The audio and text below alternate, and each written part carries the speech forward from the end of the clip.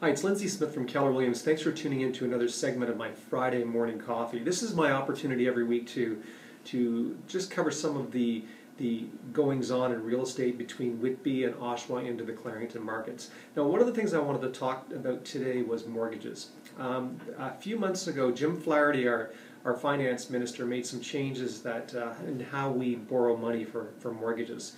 And a lot of people, there's so much misinformation. I thought I'd cover a little bit about some of the changes and some of the other options that are available.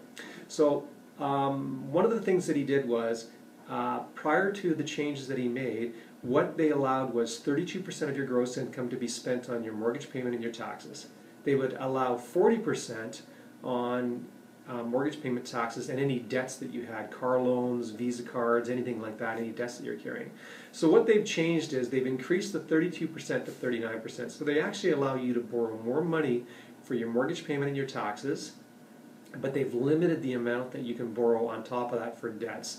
So it's a clear signal back to Canada saying, we don't want you borrowing any more money for anything other than housing. So the housing component actually has increased, so you can afford more of a house. The other things that he's done is he rolled back the mortgages to 25 years. For the first 20 years of my real estate career, the longest mortgage you could get would be a 25-year amortized mortgage. Amortization means from start to finish, how long would it take you to pay off? It got increased to 40 years, which allowed the payments to come down so people could afford more expensive homes. They've just brought that back into check, into reality. So now 25 years is the longest you can get, and if you own a house and you wanted to refinance it, you can't get any more than 80%. So the misinformation that I've heard out there, which is quite interesting, is I've heard buyers say things like, you can't use 5% down anymore. I've heard buyers say that there's no more 100% financing, there's no more cashback mortgages.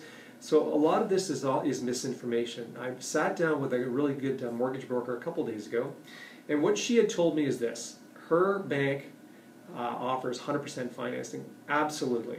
And she's got a great program. She ran by the numbers. It's all really reasonable. It's not super expensive to use if you've got no money. All you need really is 1.5% of the purchase price for closing costs. So that would be land transfer tax and lawyers' fees and things like that.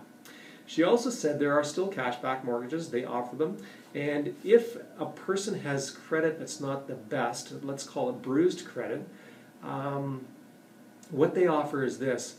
Sometimes if you've got bad credit and you are applying for a mortgage, Canada Mortgage and Housing Corporation will decline your application and your mortgage.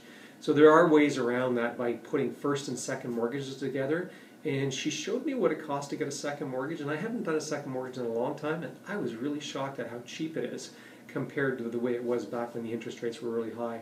All of these programs are available. I have all the information on them. Please email me or just give me a quick call at the office here at 905-430-2320, and I can explain a little bit more and maybe help you out, help you into your first house or help you into your second, third, or fourth house.